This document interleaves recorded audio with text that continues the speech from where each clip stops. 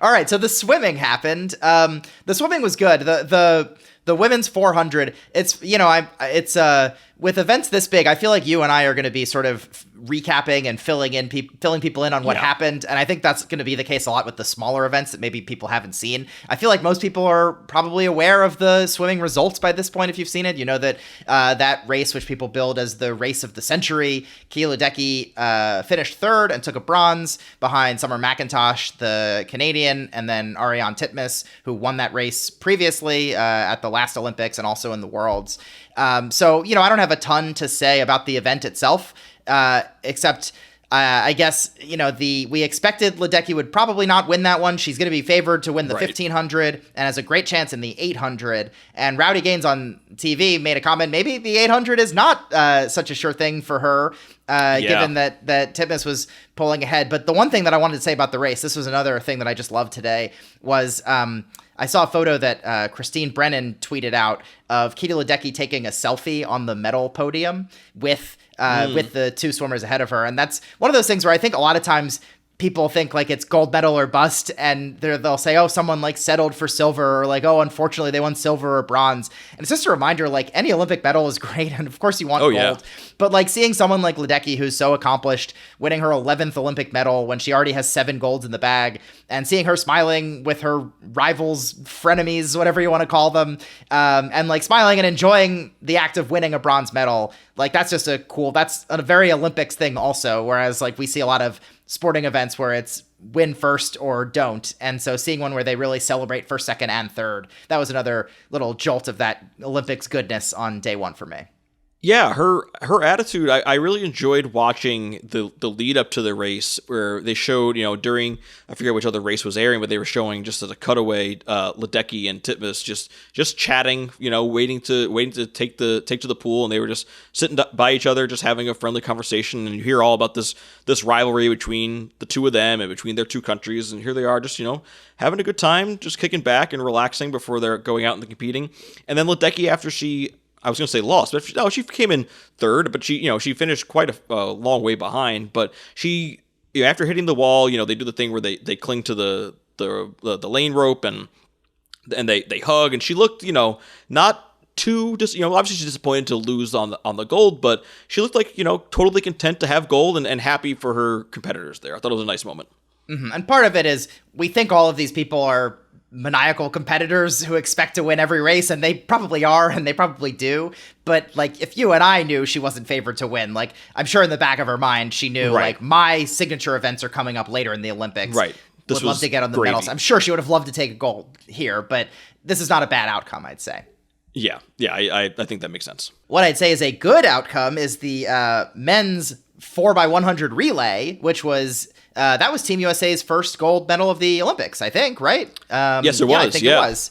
And that was a great race. And we talked about how Caleb Dressel was going to be on that team. He was the star of Tokyo, who won 5 gold medals there.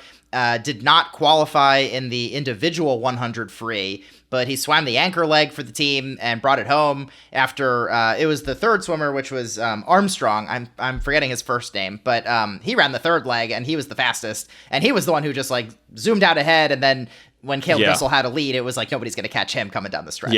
Yeah, it was a great race. Yeah, that third leg was amazing. I remember, I don't know what exactly Rowdy Gaines said. I should have written it down, but he was over the moon about, he was like, wow, what a leg, because I think it was in the 47-second range, something like that. Yeah, it was amazing. And then Dressel swam a great anchor leg and brought it home. It was a really impressive team performance. Yeah, and then I guess, and I don't know, we don't have to talk about every single swimming race every day, but it was good to see Simone Manuel back in the pool too. I thought the same thing. U.S. women got silver in the 4x100, and she swam the anchor leg and outtouched China at the very end. 3 medals for Team USA in the pool today in 4 finals. Yeah, can we move to another wet sport, one that's actually not supposed to be wet? Did you see the cycling at all? I did. I knew where you were going with that one. Yes. Yeah. So, I had said during our preview of the venues how I was looking forward to the road race in the cycling. I thought it was going to be really chaotic, especially with the cobblestones and the tight turns and the hills on Montmartre. Well, we got the chaos got started early with the time trial here. So they had the women's first and then later the men. And the weather, I feel like it's so boring to talk about the weather, but like we got to talk about the weather. Like it really played a part today. They had to postpone the men's skateboarding because of the weather. They had to postpone a lot of the tennis matches, the ones that were supposed to occur on outdoor courts. Those got pushed back because of the rain. And then it also, it made for some really tough conditions in the cycling. Downpour during the opening ceremony, as we talked about. So and then it just kept on raining all throughout the day. Still some lingering rain, yeah. Yes. So, so it would cause a lot of trouble for a lot of different people. I've mentioned on a few of our previous episodes the American Taylor Knibb. She's primarily a triathlete, qualified for this event. I don't want to go into more detail on that, but so she crashed, I think, 3 times and ended up finishing 15th or so, like far out. She was leading for a while in the beginning, but this is a race where each, the cyclists, they start independently and just race, alone against the clock. So eventually that lead, quickly dissipated because she, again, had 3 crashes. But we got an email overnight from a listener named August, who pointed out, and I should have mentioned this, that Chloe Dygert of the U.S. So she, August shouted out Chloe as a potential medalist. And I will say the reason I focused on Taylor Knibb in our preview was, A, I thought it was really cool that she is primarily a triathlete and qualified for this cycling event. And B, I wrote a little, short piece about her for the site. So that's how I knew to know about her. But yeah, so August correctly pointed out, Dygert is actually the American to watch, and she ended up winning bronze. She crashed once.